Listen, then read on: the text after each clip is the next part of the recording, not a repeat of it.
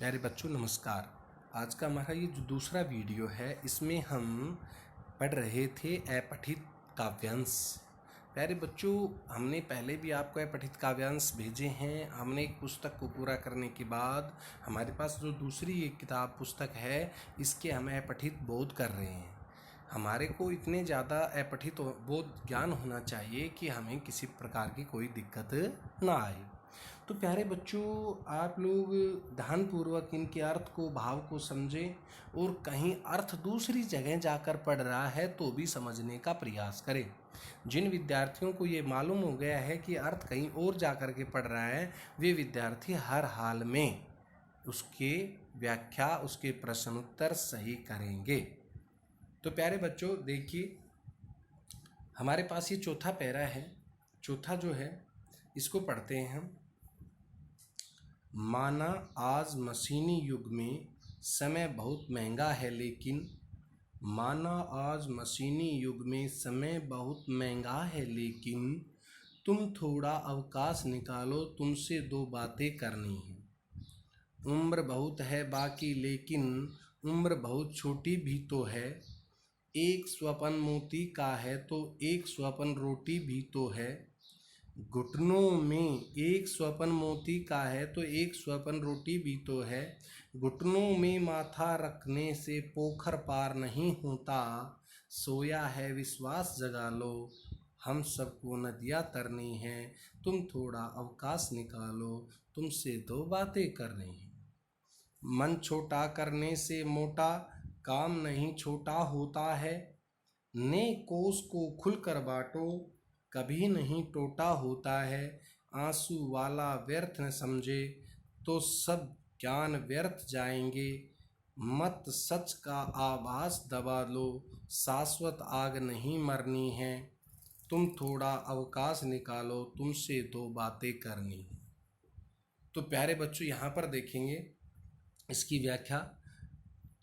कवि जो है वो कहता है कि माना आज मशीनी युग है। आज मान लिया कि मशीनी युग में हर व्यक्ति पूरी तरह से भाग दौड़ में लगा हुआ है। वह पूरी तरह से प्रयासरत है, इधर उधर भाग रहा है। माना आज मशीनी युग है, समय बहुत महंगा है। प्रत्येक व्यक्ति के लिए समय बहुत महंगा होता जा रहा है। लेकिन तुम थोड़ा अवकाश निकालो, तुम थोड़ा सा समय अवकाश निकालने का प्रयास करो। तुमसे दो बातें करनी है, तुमसे हमें दो बातें करनी है यदि समय निकालोगे। उम्र बहुत है बाकी है, उम्र बहुत बाकी है लेकिन उम्र बहुत छोटी भी तो है। उम्र बहुत बाकी बची हुई है लेकिन उम्र बहुत छोटी भी है। यानी कि ऐसा मत मानो बाकी तो है लेकिन छोटी भी है। उम्र का किसी को नहीं पता है। कहता एक स्वपन मोती का है। एक स्वपन तो मोती पाने के लिए है, किसी को तो एक मोती के चक्कर में दौड़ रहा है, धन दौलत में, एक रोटी के चक्कर में भी दौड़ रहा है। घुटनों में माथा रखने से अगर आप ये सोच करके बैठ गए कि अब तो मंजिल पार नहीं होती, कभी पोखर पार नहीं होता, तालाब पार नहीं होता, तालाब तो प्रयत्नों से मेहनत से पार होता है। सोया है विश्वास जगा लो, हम सबको नदियाँ तरनी है। कहता है सोया है, उस विश्वास को जगा लो, हम सबको नदियाँ तरनी हैं, हम सबको नदी पार करनी है। तुम थोड़ा अवकाश निकालो, तुम थोड़ा सा अवकाश निकालो, तुमसे दो बातें करनी है। यानी कि तुमसे थोड़ी थोड़ी बातें भी ज़रूरी है करनी, क्योंकि बातें करना भी, जीवन के सुख दुख बांटना भी मित्र बहुत अनिवार्य है। मन छोटा करने से मोटा काम नहीं छोटा होता। मन छोटा करने से मोटा काम नहीं छोटा होता। यदि आप छोटा मन कर लोगे, अपने मन को दुखी कर लोगे, तो बड़ा काम कभी छोटा नहीं होने वाला है, वो और बड़ा हो जाएगा।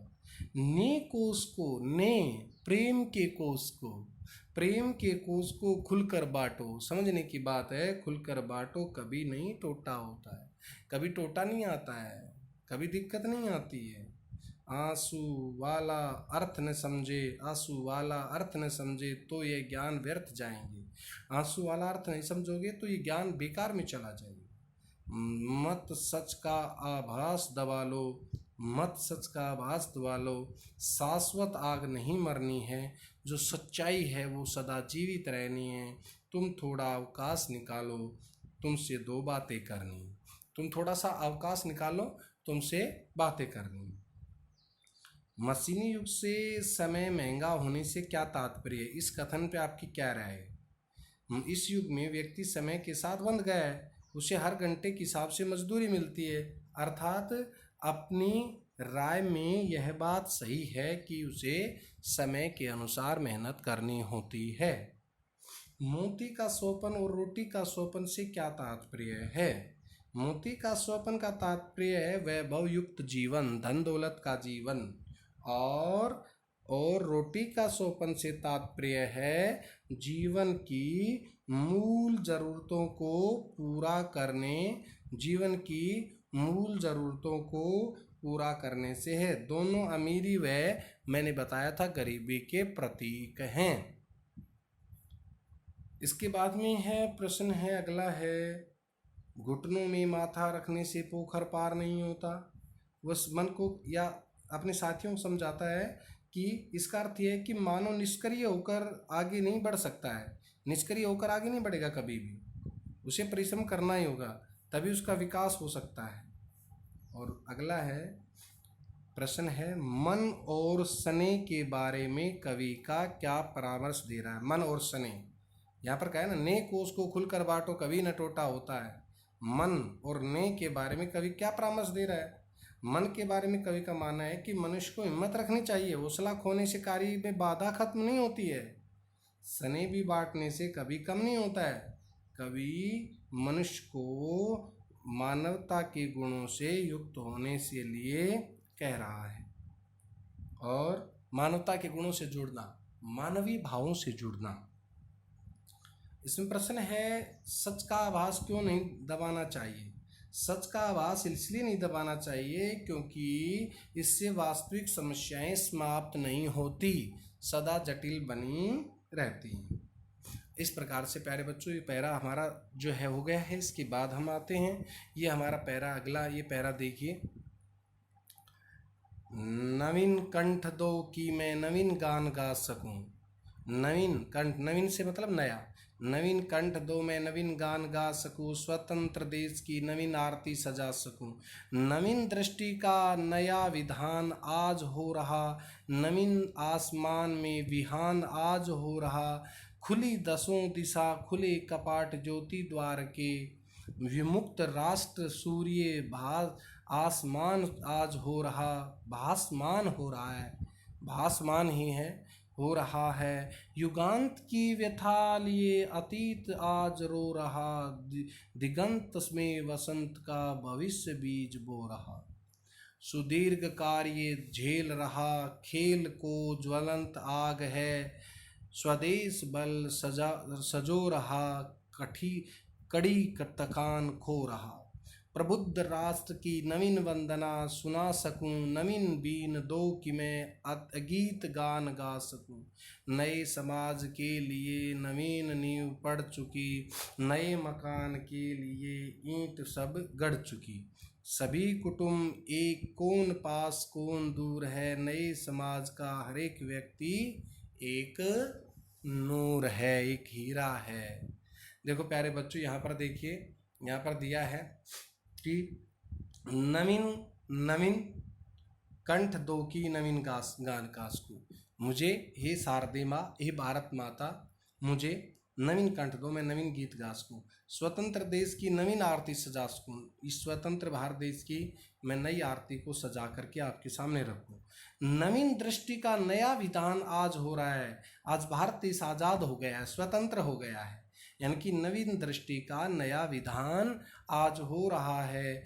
नवीन आसमान में विहान आज हो रहा है, सवेरा आज हो रहा है, प्रकाश आज हो रहा है। नवीन आसमान में विहान आज हो रहा, खुली 10 दिशों खुले कपाट ज्योति द्वार के। देखिए, ज्योति द्वार भारत के द्वार के क्या हैं?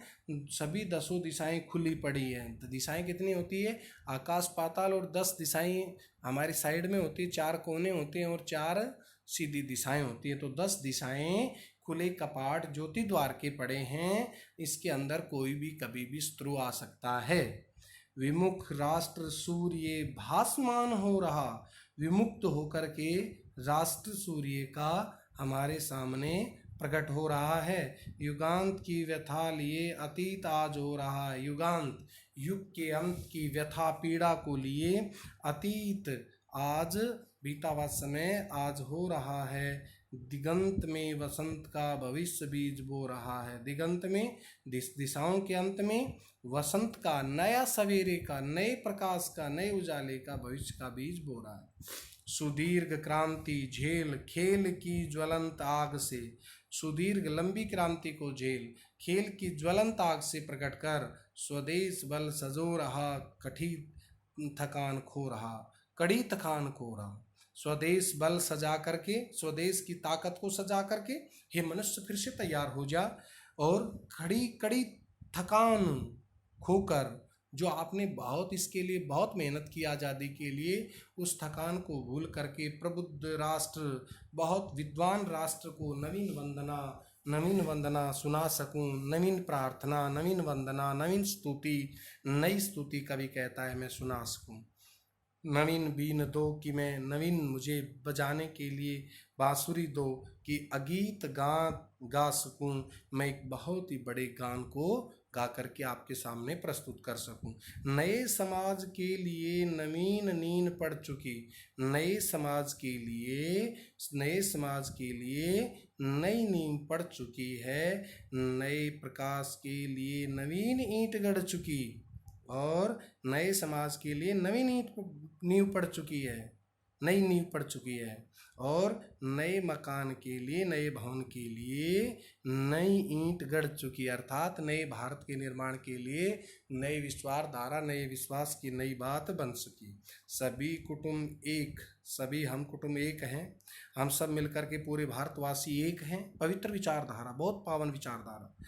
कौन पास कौन दूर, ये सब बातें अलग हैं। कौन पास कौन दूर, बल्कि नए समाज का हर एक व्यक्ति एक नूर है। नए समाज का पूरा हर एक व्यक्ति एक हीरे के समान है, एक नूर के समान बताया गया। इस प्रकार से आगे कहता है, कुलीन जो उसे नहीं गुमान या गरूर है। बहुत अच्छी कविता प्यारे बच्चों। कुलीन जो उसे नहीं गुमान या गरूर है, समर्थ शक्तिपूर्ण जो किसान या मजूर है। भविष्य द्वार मुक्त से स्वतंत्र भाव से चलो, मनुष्य अब बन मनुष्य के गले मिले चले चलो। समान भाव के प्रकाशवान सूर्य के तले, समान रूप गंध फूल फूल में खिले चलो। पुराण पंथ में खड़े विरोध वैर भाव के, त्रिशूल को दले चलो, बबूल को मले चलो। प्रवेश पर्व सुदेश का नवीन वेश में, मनुष्य बन मनुष्य के से गले मिले चले चलो। नवीन भाव दो कि मैं नवीन गान गा सकूं, नवीन देश की नवीन अर्चना सुना सकूं। बहुत अच्छी कविता। कवि कहता है, नवीन जो उसे कुलीन जो उसे नहीं गुमान या गरूर है, जो अच्छे कुल में जन्म लिया, उसे किसी प्रकार का, अच्छे आगे चलने वालों को किसी प्रकार का घमंड नहीं है। समर्थ है, शक्तिपूर्ण है, क्या हमारा देश का किसान और मजदूर। भविष्य द्वार मुक्त से, भविष्य के द्वार से मुक्त स्वतंत्र भाव से आगे बढ़ने का प्रयास करो। मनुष्य बन मनुष्य के गले मिले चलो। मनुष्य बन करके प्रेम भाव से मनुष्य के साथ मिलकर आगे बढ़ने के लिए प्रेरित हो। समान भाव के प्रकाशवान सूर्य के तले, समान भाव के प्रकाशवान सूर्य के नीचे, समान रूप गंध फूल फूल से खिले चलो। सब समान रूप से सुगंध वाले फूल बन करके आगे खिले चलो। पुराण पंथ से खड़े विरोध वैर भाव के, पुराण पंथ से खड़े होकर के, वैर भाव से दूर होकर के त्रिशूल को दले चलो। त्रिशूल ऐसी शक्तियों को मिटा दो, और बबूल को, कांटेदार परिस्थितियों को, जो अर्थात विकट परिस्थितियों को मलते हुए आगे चलो। प्रवेश पर्व है स्वदेश का नवीन वेश में, मनुष्य बन मनुष्य से गले मिले चलो। प्रवेश पर्व है, प्रवेश का पर्व है, स्वदेश का नवीन वेश में है, और मनुष्य बन करके मनुष्य के गले आप मिलते हुए प्रेम भाव से आगे बढ़ो। नवीन भाव दो कि मैं नवीन गान गा सकूँ, मुझे नवीन भाव दो, नवीन विचारा दो, आधार दो, मैं नवीन गीत गा सकूँ और आगे बढ़ सकूँ। नवीन देश का नवीन अर्चना सुना सकूँ, नवीन देश की नई प्रार्थना को आप लोगों के सामने सुनाता रहूं। तो प्यारे बच्चों, प्रश्न है, कवि नवीन आवाज की आवश्यकता क्यों महसूस कर रहा है? कवि नवीन आवाज की आवश्यकता महसूस क्यों कर रहा है? कवि नवीन आवाज की आवश्यकता इसलिए महसूस कर रहा है ताकि वह स्वतंत्र देश के लिए नए गीत गा सके तथा नई आरती सजा सके, स्तुति गा सके। नए समाज का हर एक व्यक्ति एक नूर है। नए समाज का प्रत्येक व्यक्ति एक नूर है। इसका अर्थ यह है कि स्वतंत्र भारत का हर व्यक्ति प्रकाश के गुणों से युक्त है। उसके विकास में भारत का विकास होता है। कवि मनुष्य को क्या परामर्श देता है? कवि मनुष्य को सलाह देता है कि आज़ाद होने के बाद हमें अब मैत्री भाव से आगे बढ़ना है। सूर्य व फूलों के समान समानता का भाव अपनाना है, आगे बढ़ना है। कवि किस नवीनता को कामना कर रहा है? कवि किस नवीनता की कामना कर रहा है? कवि कामना करता है कि देशवासियों को वैर विरोध के भावों से भुलाना चाहिए और उन्हें मनुष्य का भाव अपनाकर सौहार्द से, प्रेम से आगे बढ़ना चाहिए। किसान और कुलीन की क्या विशेषता बताई गई है? किसान समर्थ व शक्तिपूर्ण होते हुए भी समाज हित में कार्य करता है, समाज की भलाई करता है। जैसे कि वह समाज के लिए सबसे ज़्यादा योगदान उसी का होता है, किसान का होता है। हमें पूरे देश को, पूरे संसार को जो पेट भरने का कार्य है वह किसान ही देता है। किसान और कुलीन की क्या विशेषता है? और कुलीन वह जो घमंड नहीं दिखाता, किसी प्रकार के घमंड से दूर है, अभिमानी नहीं है, उसकी विशेषता सदा अच्छी रहती है, दूसरों की भलाई की रहती है। तो प्यारे बच्चों, इस तरह से हमारे ये पैरे हो गए। आगे हम पैरे करेंगे तो आप लोग इन पैरों को ध्यानपूर्वक सुने, समझें और जो बुक का कार्य है, जो हमारे एनसीईआरटी का कार्य है, वो अपनी पुस्तक में लिखते रहें। इनको, इन पैरों को समझने का प्रयास करें। ये पैरे आपके लिए बहुत ज़रूरी हैं, आपके लिए बहुत उपयोगी हैं। हमारा जो गद्य भाग है वह भी पूरा हो गया है। अब हम आगे बढ़ेंगे, आगे काव्य भाग में आएंगे और काव्य भाग की व्याख्या आपको समझाएंगे। इसलिए आप लोग अच्छी तैयारी करें, मेहनत करें। आप धन्यवाद, नमस्कार।